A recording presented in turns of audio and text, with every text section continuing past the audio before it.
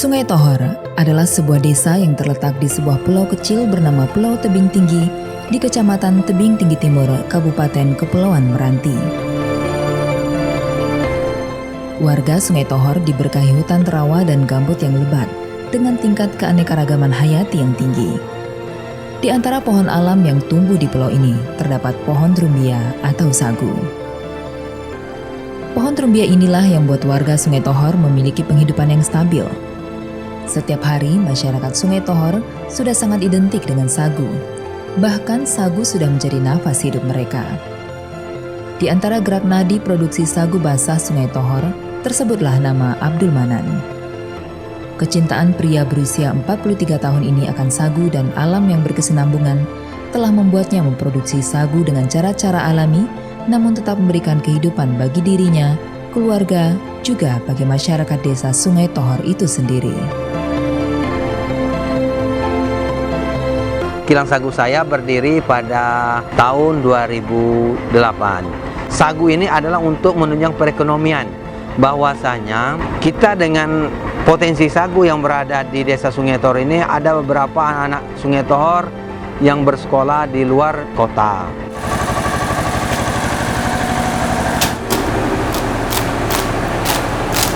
Untuk proses sagu kita di kilang sagu, kita akan panen di kebun sagu, ada kebun sagu masyarakat dan ada kebun sagu kita juga sendiri. Kita menebangin sagu, setelah nebang sagu kita akan menganyutkan sagu ini ke Sungai Tohor.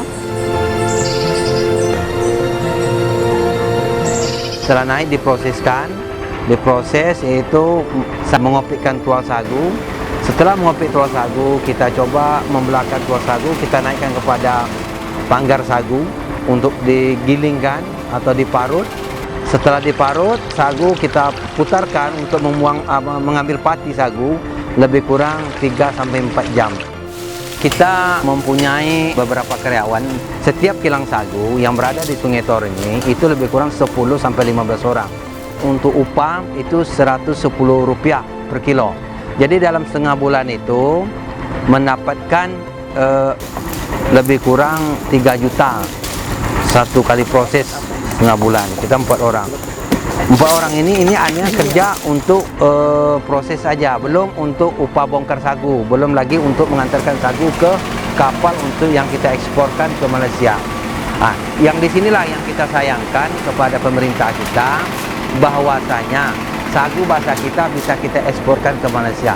Seharusnya sagu kita ini kita proses di sini untuk menjadi sagu kering, sehingga bisa dibikinkan beberapa produk, contoh mie sagu, sagu telur, sagu lemak, kue, dan sempolek sagu. Banyaknya potensi sagu inilah yang membuat masyarakat menjadikan sagu sebagai mata pencarian utama. Namun, muncul kekhawatiran setelah hadirnya perusahaan swasta berinvestasi besar-besaran di daerah ini.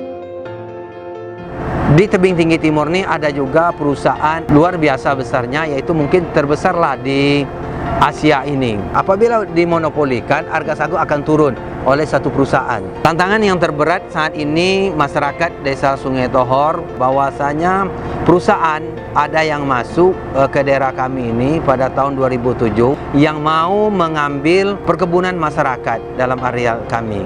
Jadi kami masyarakat Kecamatan Tebing Tinggi Timur, khususnya desa Sungai Tohor, sangat menolak keberadaan perusahaan ini. Apabila perusahaan ini masuk, sehingga sagu kami bakal habis.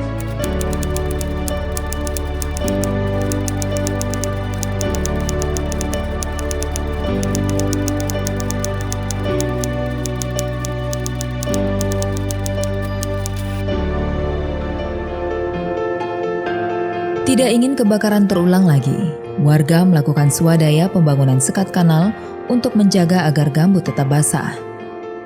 Komitmen masyarakat ini mendapat perhatian Presiden Joko Widodo dan menjadikan daerah ini sebagai salah satu pilot project pencegahan kebakaran lahan dan hutan. Kondisi lahan juga berpengaruh pada kualitas sagu yang dihasilkan. Pohon sagu yang tumbuh di lahan yang basah akan tumbuh 2 kali lebih tinggi dibandingkan di lahan yang kering. Tingginya potensi sagu di Sungai Tohor harus mendapat dukungan dari banyak pihak, termasuk dari pihak perbankan. Bank Riau Kepri dengan tagline Tumbuh Kembangkan Usaha telah berperan penting dalam pertumbuhan usaha Abdul Manan.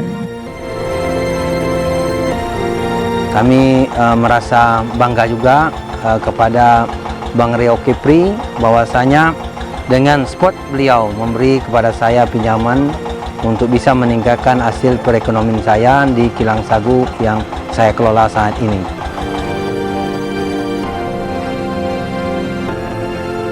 Banyak potensi-potensi sagu lagi yang harus kita kembangkan. Contoh limbah sagu. Untuk kilang sagu saya tidak ada membuang limbah sagu itu ke sungai. Limbah sagu ini kita buang ke darat. Tujuan kita apa? Bagaimana masyarakat mempunyai pola pikir sahabat dengan lingkungan. Jangan kita cemarkan lingkungan. Tidak hanya soal menumbuhkan ekonomi dan menjaga keseimbangan alam, pengembangan sagu juga turut menopang ketahanan pangan Indonesia.